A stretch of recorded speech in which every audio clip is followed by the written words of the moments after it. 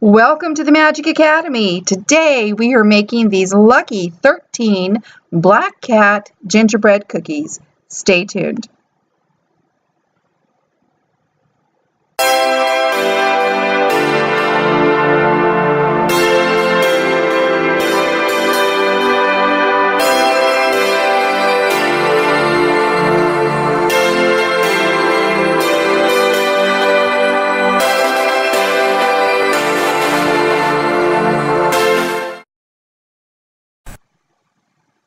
What better cookie to make on Friday the 13th than a gingerbread cookie?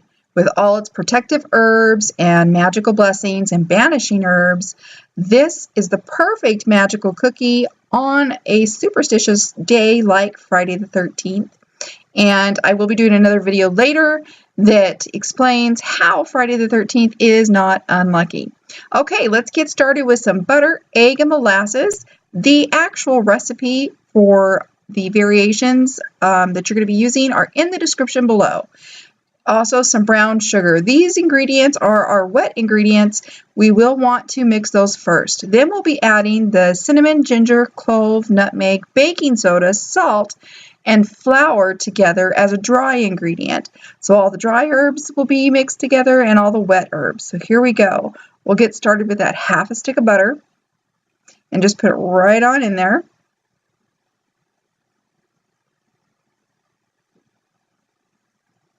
What we're going to be doing is creaming the butter. I do start with a room temperature butter. Then we go ahead and add our egg. Now, I did this backwards. I usually go ahead and add the brown sugar to the butter first and cream those two together and then add the egg.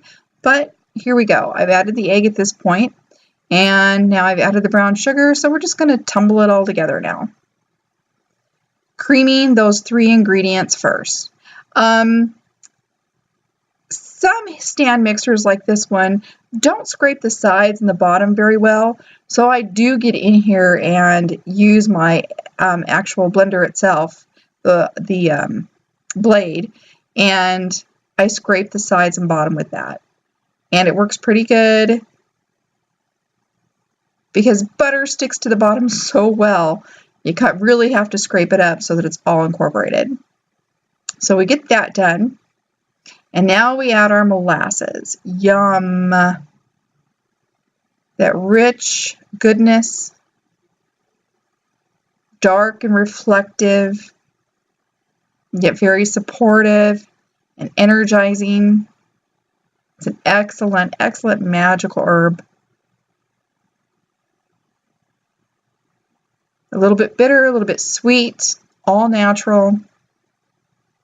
Awesome. And that creates a nice slurry. It's beautiful in there. See, like a nice thick syrup. Sugary, sugary syrup. Sugary, buttery syrup. Yum.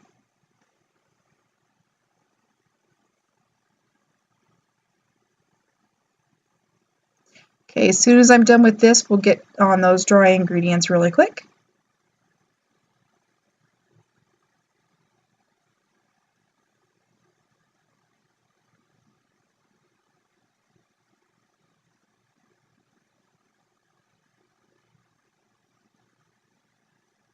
Okay, so here's your salt. We'll just go ahead and add that right into the flour.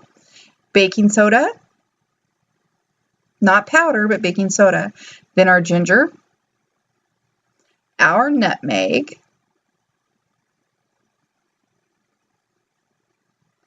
our cinnamon, and then that dark powder right there is our clove. That's great for psychic abilities, energizing, adding strength. So is cinnamon. They're just excellent herbs, great for banishing and healing as well. These are perfect herbs for what we need. Deflecting negative, that is exactly what clove will do. And that molasses will stop it in its tracks. So this is an excellent cookie for today. Now, if you notice, I go ahead and add about a third of that flour mixture after mixing it together first. You want to get it all that seasoning within the flour so that every bit of the goodness is mixed evenly throughout. And then I go ahead and add the other third. So about 2/3 is what I add to this at first. Now, since I'm using this stand mixer and I'm using a paddle, my paddle is plastic. And this is going to get kind of thick, not super, super, super thick like dough, but almost. So I'm going to switch out to dough hooks, which is what I do here in just a minute. And that's why I leave that last third of the flour down there, because I don't want to be using this plastic wand. See, there we go. I've got the dough hook on there. I don't want it to break in the dough. So I go ahead and finish it off with a dough hook. When it's at this consistency, I just switch it out. It's a good idea to do if your plate is plastic like mine.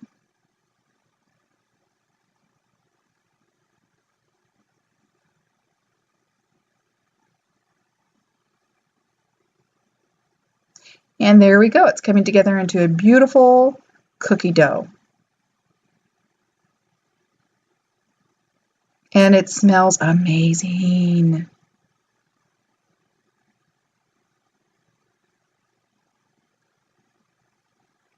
Okay, now here I go ahead and take and split it or divide it into 2 equal parts on 2 sheets of plastic wrap. And then I put those in the refrigerator. You have to chill this for about 1 hour before you work with it, because it'll stick to the counters if it's soft like this. You just can't do it. You'll have to use lots of flour, and it's best not to add that much flour to it. You get a really pure flavor if you freeze it, if you refrigerate it, if you chill it, there we go. If we chill it for about an hour. I'm going ahead and trying to make this as neat as possible with the edges. I do mine in squares. Some people like to do theirs in circles. It's up to you, however you like to do it. Just try to make sure the edges and everything are evenly in thickness. Right there, like I'm doing. And then chill it for an hour, like I said. That way, you don't have to use a whole lot of flour in there, and you get the pure taste of your cookie. The flour kind of thins it out and gives it more of a flour taste. Okay, so grab a cookie cutter after it's been chilled. We're doing this kitty. And then lightly sprinkle the surface with flour. Again, we just need enough so that it's not sticking. We don't want to incorporate that flour flavor in there. Flour that hasn't been mixed with all our seasonings and spices. We want to keep that gingerbread flavor. And here's my trusty rolling pin because I don't have one. So I'm using a water bottle. And I'll show you how to get the lines out of that in just a minute. You'll need a smooth coffee cup or something like that with even edges, but you can definitely do the bulk of rolling it out with that. It is a slow process. It just takes its time. It's not quite like bread dough. This is very dense. You have to go back and forth, each direction. Pick it up and turn it as you go. Reflour the surface just lightly and do it a couple times in each direction. Then pick it up and turn it and make sure that it's not sticking. The surface is got lightly dusted with flour, and then repeat. As you can see, this water bottle does give it a lot of lines. I only recommend using this if you don't have a rolling pin.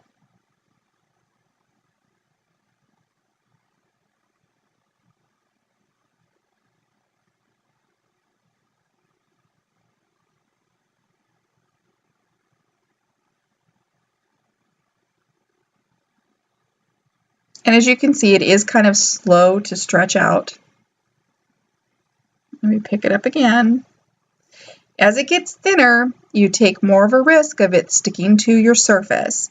And as you can see, the edges do become kind of thin and they break here and there. They kind of tear apart and get tatherly. There we go, it gets kind of tatherly. So just go ahead and do what I'm doing and pat them together. Keep those edges thick.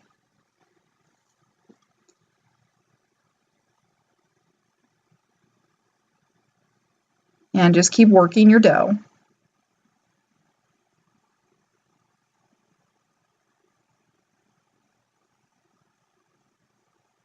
fixing the edges and working the dough.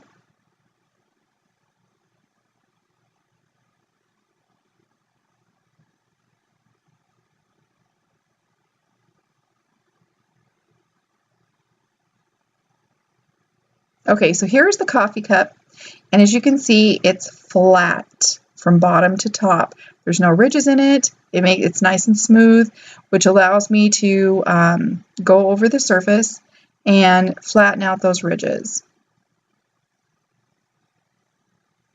It isn't as easy as a rolling pin, but it will work. I've done this method for years.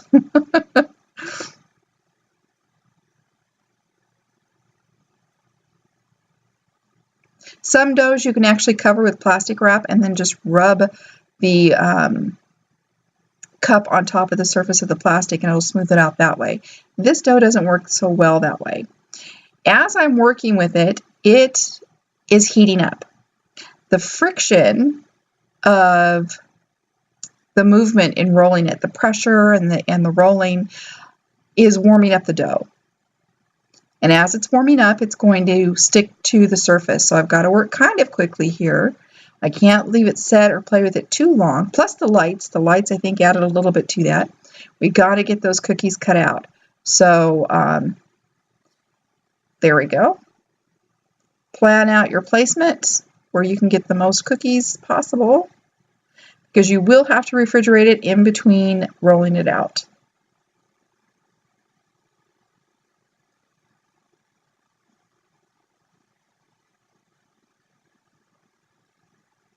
I don't know. I think I get maybe 6 out of this, maybe just 5. I think a total of 6. Did pretty good, squishing them together there. Wasn't quite sure where to place it at this point. I think I found a place at the bottom. I'm not sure how I did it.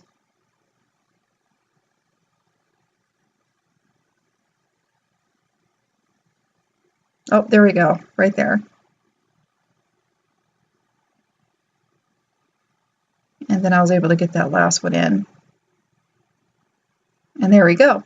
Okay, so 2 methods here. You can either pull the unused portion, the unshaped portion, away from the cutout, or you can try to pull your cutouts first. I like pulling the unused portion, the portion that we're going to be redoing later, the unshaped portion. There we go. I like taking that unshaped portion and removing it like you see here. And as you notice, I'm keeping it in my hand. I'm not letting it touch the surface with all that flour, because I don't want to pick up any extra flour. We want to keep these cookies pure in its taste. So there we go. And very easy to mold. If you mess up your cookie, just go ahead and pat it back into shape. It'll be fine.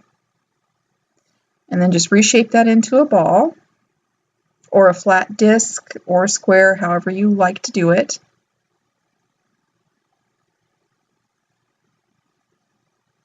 Wrap it back in its plastic wrap and put it back in the fridge for another hour.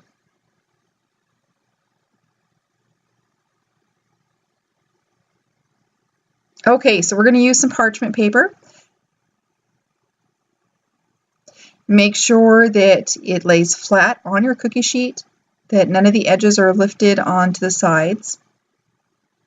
So definitely trim it to fit the bottom of the pan. And I couldn't find my metal spatulas, which were kind of thin and easy for lifting cookies off the surface. So I grabbed a carving knife and a icing knife that I use to try to lift these off. And you'll see my struggle here in a moment. It actually went pretty smoothly. I just had to think about it as I went. And there we go. You just slide it underneath there. If you don't have a nice spatula, then just slide it underneath there until you feel it lifted the whole cut out. And then balance it and pick it up and place it. And there we go. We're balancing it and placing it.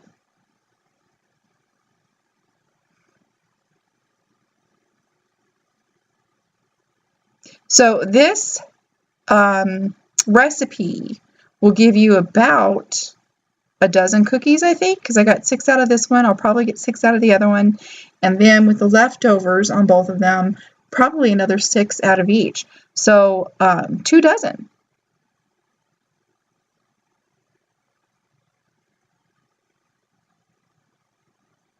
For this size cookie cutter, which is pretty good. Big cookies. Okay. And after baking, I went ahead and got started on this. We're doing that 13 on the kitty. Now I did it 2 ways. I went ahead and outlined it with the thicker outlining icing. We're using royal icing here. So I used a real thick consistency and outlined the 13 and then filled it in with a flooding consistency only on one cookie. I did not like the results, so I went ahead and I used a kind of thick flooding consistency to outline and then fill. And I found that worked best. It gave it a nice even raised look. I was most happy with that. That's what I'm doing on this cookie right here.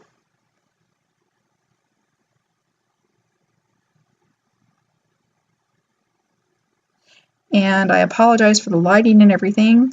I did have it to the side of me and my hand is casting a shadow. And I just take a skewer, a pointy skewer, and I go through here and tap through the icing and make sure that it's even. Make sure it's gotten to the edges. Make sure every corner's filled with icing, basically. And no, I'm not an expert at doing cookies or royal icing. I basically watched a ton of videos before I got into this because I haven't done it in years. And then here we go. Now we're ready to color the kitty. You're going to be disappointed because after I finish outlining each cookie in this gray color, my battery runs out. So we didn't get to catch how I decorated the cookie. So I'll just explain it. What I do is I go through here with a thick outlining icing, okay, in this gray color. Then I use a flooding consistency and fill it all in. Then I take and I use black and I add just dots all over it. And then I take my skewer and swirl those dots. So it looks like swirly fur all the way through this kitty. And that is what I had to do because I did run out of black icing. I didn't have enough to make flood icing at this point and get all my cookies done. So I figured, there we go. You can see it there. I've got it swirled with little black swirls. And to me, that kind of gives that cartoon effect that it's a black kitty. And here I'm just decorating it with some besoms and witch hats and pumpkins. And there we go. We have our Lucky 13 Black Cat Gingerbread Cookies. Thank you guys for watching. I hope you enjoyed this and had a lot of fun. I sure did.